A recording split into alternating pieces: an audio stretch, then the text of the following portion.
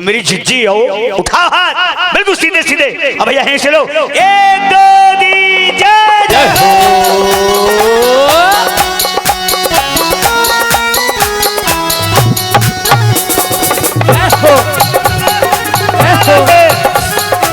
हो, जय हो।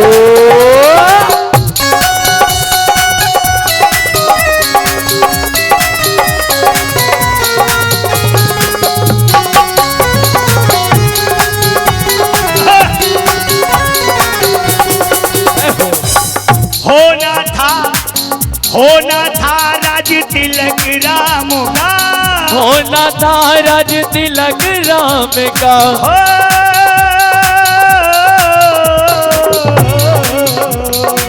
होना था राज तिलक राम का। बन को गए रघुवीर विधाता, अजब लिखे तकदीर विधाता, अजब लिखे तकदीर विधाता, अजब लिखे तकदीर। क्या बात है भैया, जय हो।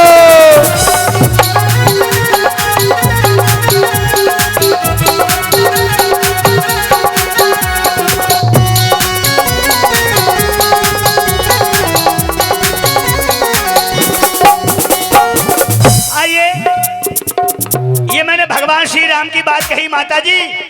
एक अयोध्या के, क्या बात है हरिओम भैया, कि होना था अभिषेक राम का, बन को गए रघुवीर विधाता, अजब लिखी तकदीर। समझ में आया वो ना, तो ताली का मेरी अम्बा चनेटी से आ गई है बजाने के लिए। राजा और हुए, आपको नाम मालूम होगा वो कौन थे, बता रहा हूं। उनका नाम था सत्यवादी राजा हरिश्चंद्र। क्या थे, क्या बन गए, समय की मार सुनिए। हरिश्चंद्र थे दान के दाता, और खाली ना कोई दर से जाता, खाली न कोई दर से जाता, खाली न कोई दर से जाता।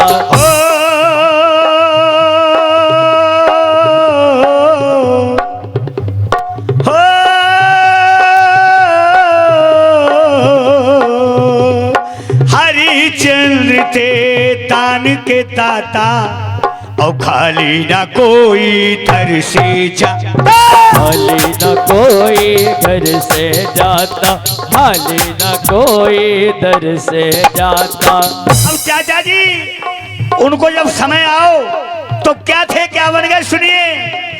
कि दानी दान के देने वाले, दानी दान के देने वाले, दानी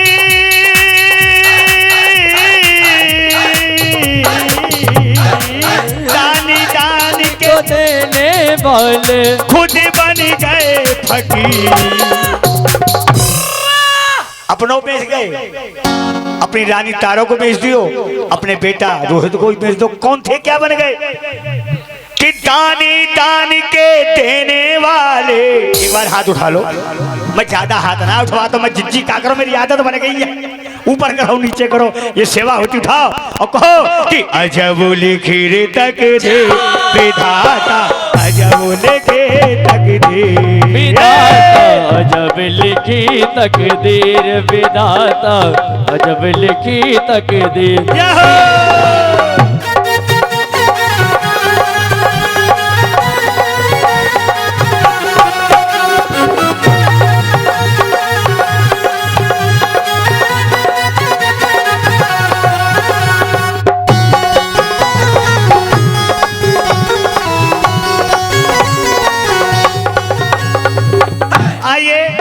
भगवान राम की बात, राजा हरिश्चंद्र की बात। एक बेटा हुआ आज्ञाकारी, या ध्यान से सुनना। और माता पिता की तमन्ना होती कि हमारा बेटा आज्ञाकारी हो, और होते ही है, मजबूरी कुछ कराए दे। पर सुनने वाली बात है, एक वो बेटा था जिस बेटे ने अपने माता पिता के लिए तीर्थ यात्रा कराई। उस बेटे का क्या नाम था, मालूम ना है काऊ को? सरवर कुमार, एक बात तालियां बजाओ हमारी बहन के लिए। क्या बात है, वो बेटा बेटा आज्ञाकारी था। अगर वो आज्ञाकारी नहीं होता तो अपने अंधी अंधे माता पिता के लिए तीरथ कराने नहीं ले जाता। एक बात और बता रहा हूं, श्रवण कुमार के पिता का नाम था शांतनु और माँ का नाम था भागवती। वो जन्म से अंधे नहीं थे, वो जन्म से अंधे नहीं थे। उनके संतान नहीं थी तो एक ऋषि के पास गए, तो ऋषि ने कहा ठीक है, अगर तुम संतान चाहते हो तो तुम्हें अपनी आंखें अग्नि को दान देनी पड़ेंगी। तो उन दोनों ने अपनी आंखें अग्नि को दान दी। उसके बाद उस आज्ञाकारी पुत्र का जन्म हुआ जिसका नाम था श्रवण कुमार। अब हुआ क्या कि बन गया काली नीर सरिता का। बड़े भैया सुनना जा ध्यान से, कि बन गया काली नीर सरिता का, करना सका संस्कार पिता का, करना सका संस्कार पिता का, करना सका संस्कार पिता का। बन गया काली नीर सरिता का और करना सका संस्कार पिता का, संस्कार पिता का, करना सका संस्कार पिता का। और जब राजा दशरथ के हाथों उसकी मौत हो गई तो पानी लेके गए राजा दशरथ जी, बोल लो पानी पी लो। तो उन्होंने पहचान लिया कि हमारो लला कहाँ है श्रवण। जब उन्होंने बताया, अपने परिचय दिया, तो वहीं पे उन अंधी अंधों ने श्राप दे दिया कि जाओ राजा हरिश्चंद्र, क्षमा कीजिए दशरथ जी, ये श्राप है हमारा। जैसे आज हम अपने पुत्र वियोग में अपने प्राण त्याग रहे हैं, एक दिन वो आएगा तुम्हारे 4 पुत्र होंगे और जब तुम्हारे प्राण निकलेंगे तो उस समय मौजूद कोई नहीं होगा। तो बस बात वही है, श्रवण मोए नजर नहीं आवे, श्रवण मोहे नजर नहीं आवे,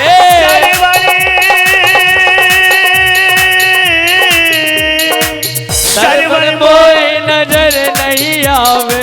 कौन पिलावनी, कौन पिलावनी। उठा लिया करो, पहले उठा लिया करो, बाद में उठा लिया करो, ठीक है? उठाओ उठाओ मेरी मौसा। और कहो, अरे अजब लिखी रे तक दे विधाता, अजब लिखी तक दे विधाता, जब लिखी तकदीर विधाता, जब लिखी तकदीर।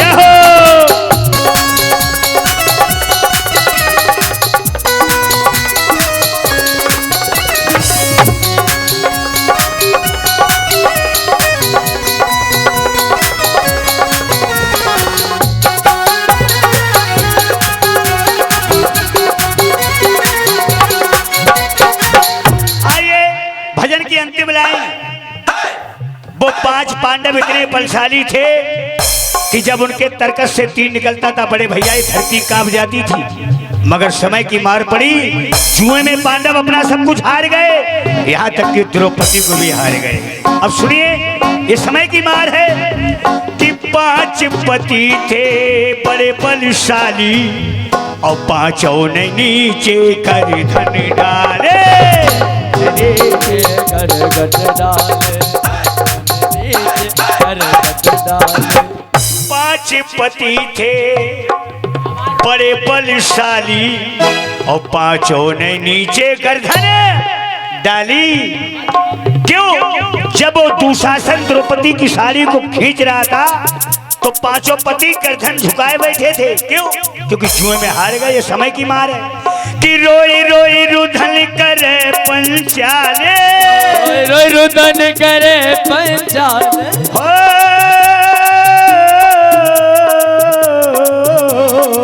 रोई रोई रुदन करे पंचाले। कौन बढ़ावे जी,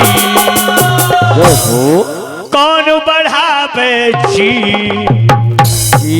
अब उठा ले और ताली बजा के कहो कि अजब लिखी रे तक देर विधाता, अजब लिखे तक देर विधाता, जब लिखी तकदीर विधाता, जब लिखी तकदीर। जयकारा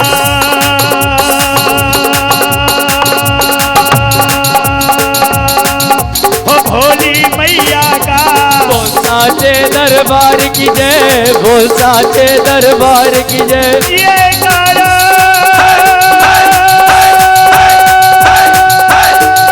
पहाड़ा वाली दा, बोल साचे दरबार, बोल साचे दरबार की जय, बोल साचे दरबार की जय।